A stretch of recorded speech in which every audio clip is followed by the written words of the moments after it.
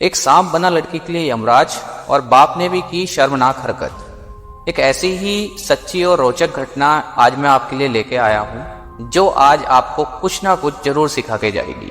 तो प्लीज मेरे साथ इस वीडियो में बने रहिएगा। एक बार की बात है, एक गांव में एक लड़का रहता था जिसका नाम बिट्टू था। वैसे तो बिट्टू पढ़ने में बहुत अच्छा था, लेकिन परिवार की आर्थिक स्थिति अच्छी ना होने की वजह से बिट्टू ज्यादा पढ़ नहीं पाया। तो बिट्टू के माँ बाप ने अपनी सारी जमा पूंजी लगाकर उसको एक कपड़े की दुकान खुलवा कर दे दी। अब बिट्टू की दुकान बढ़िया चल रही थी, सब कुछ अच्छे से चल रहा था। एक दिन दुकान पर एक लड़की आई और वो वहां से कुछ कपड़े खरीद कर लेकर गई। अब धीरे धीरे उस लड़की का आना जाना दुकान पर होने लगा और बिट्टू को वो लड़की पसंद आ गई। धीरे धीरे उनकी दोस्ती हुई और ये दोस्ती प्यार में बदल गई। अब बिट्टू ने उस लड़की के बारे में अपने घर बताया कि मुझे वह लड़की पसंद है।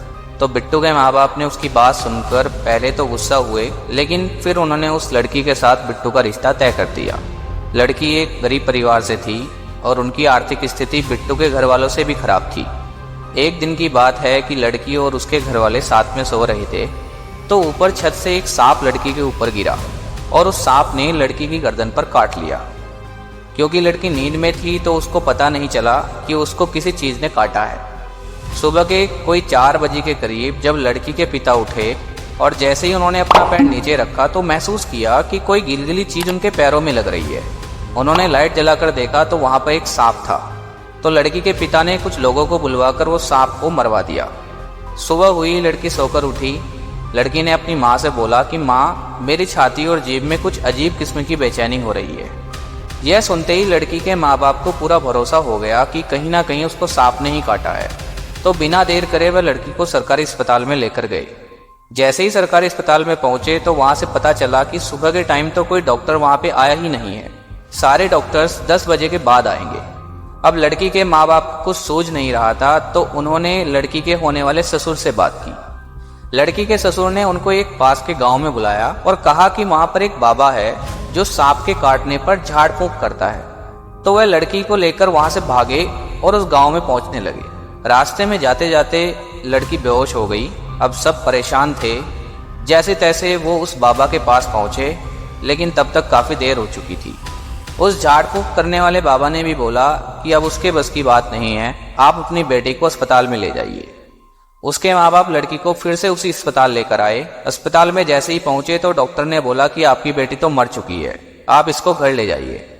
सब बहुत दुखी थे। लड़की की माँ तो अपने आप को संभाल ही नहीं पा रही थी और बिट्टू का तो मानो जैसे कुछ खो ही गया हो।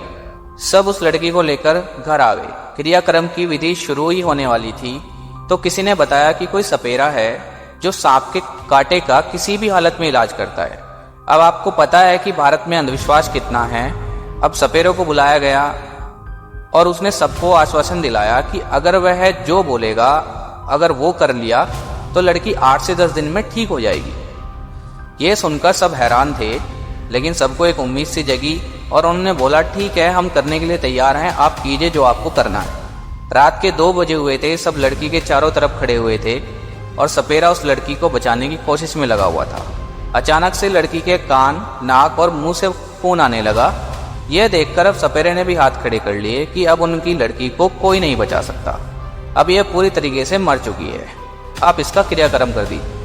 और इस तरह से सबकी उम्मीद फिर से टूट गई। अगली सुबह लड़की का क्रियाक्रम करने के लिए लड़की को शमशान घाट ले जाया गया तो अचानक से वहां पर पुलिस आ गई।